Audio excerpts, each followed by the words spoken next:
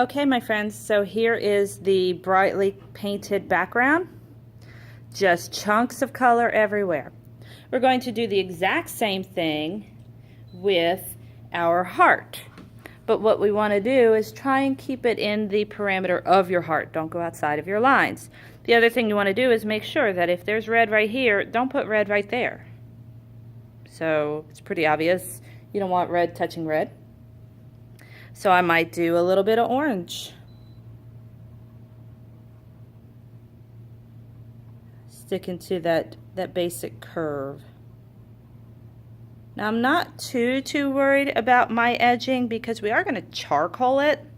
So there will be a black line separating the heart out. So if this line isn't a perfectly straight line, not the end of the world. So go ahead and fill in your heart with chunks of color. And I'm going to switch to some red.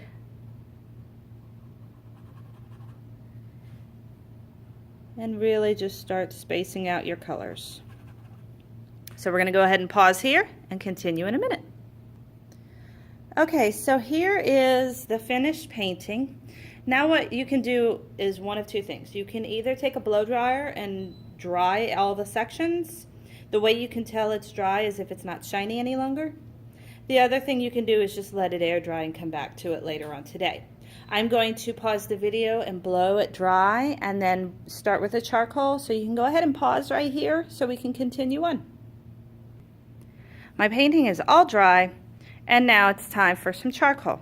Charcoal is actually burnt willow bark. Burnt willow bark is a type of tree, willow tree, and it comes in two ways. You have these sticks, which are called vine, and when you have these chunks that are like what you have, which are compressed. These are basically the ashes of the tree pressed into a stick form. These are more the branches. These are actually a little bit more gray when you blend them out, and this one is a truer black. This is the kind that I prefer to work with. As an artist, you're going to find your own styles.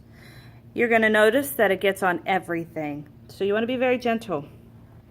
You're going to trace your heart. Take your time. I tell my students, pretend that this is your train and your pencil line is your track. Stay on your tracks.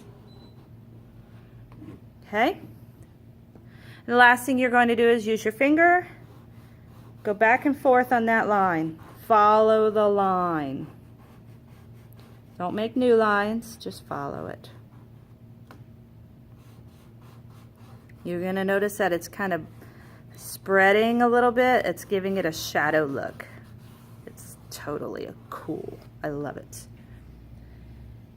The last thing you can do is something that he does on a lot of his artwork, and that is adding some little hashtags or tick marks.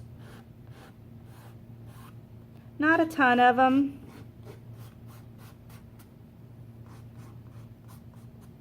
But remember, any lines you do with this need to be rubbed in.